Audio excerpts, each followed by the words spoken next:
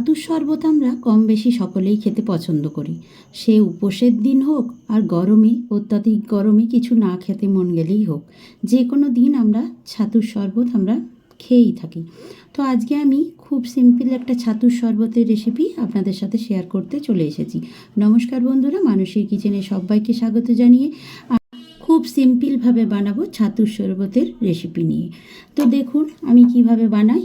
আপনারাও কম বেশি ছাতুর শরবত খেয়ে থাকেন বাড়িতে, তো আমার মতো করে অবশ্যই একবার বানিয়ে দেখবেন। আশা করব আপনাদেরও রেসিপিটি ভালো লাগবে।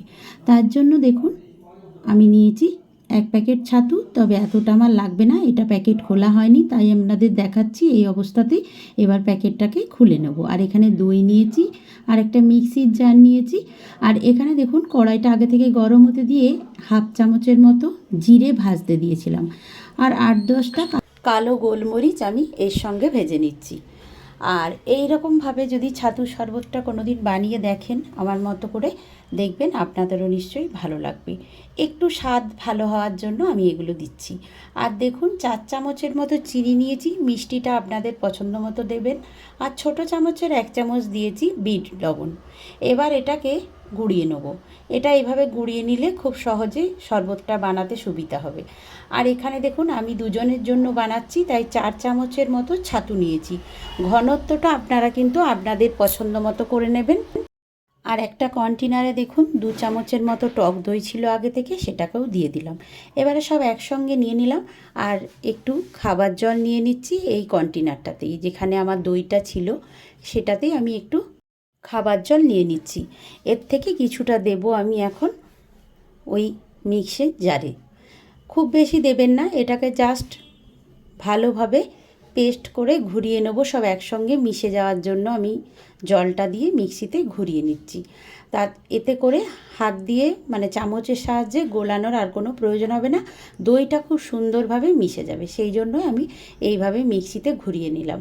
তবে আপনারা চাইলে চামচের সাহায্যে বা হুইস্কারের সাহায্যেও এটা করে নিতে পারেন কাজটি।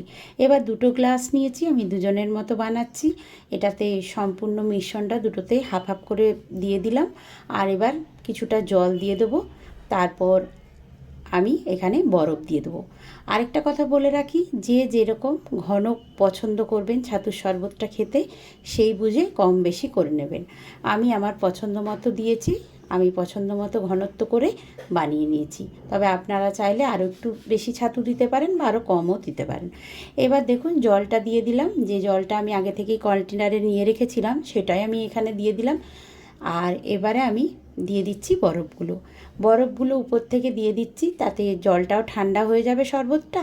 আর ওপরে বরফগুলো ভেসে থাকলে দেখতেও কিন্তু বেশ ভালো লাগে। আর ওপর থেকে এবার দিয়ে দেবো যে ভাজা মশলাটা আমি করে রেখেছিলাম গোলমরিচ আর জিরে, সেটাকেও দিয়ে দেবো। তবে এখানে একটা কথা বলে রাখি, যদি বাচ্চারা খেয়ে থাকে এই শরবতটি তাহলে গোলমরিচটা বা এই ভাজা মশলাটা অ্যাভয়েড করতে পারেন। আর যদি আপনাদের বড়দেরও পছন্দ না হয় তাহলে এই ভাজা মশলাটাকে বন্ধ করে দিতে পারেন, না দিতে পারেন।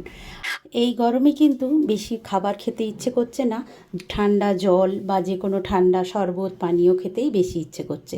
তাই এরকম শরবত যদি ছাতুর বানিয়ে খান তাহলে খিদেটাও কম পাবে, পেটটা ভরা থাকবে আর শরবতটাও পেটে যাবে। তাই এইভাবে অবশ্যই আপনারা বানিয়ে খান, সবাইকে খাওয়ান। সবাই ভালো থাকবেন, সুস্থ থাকবেন।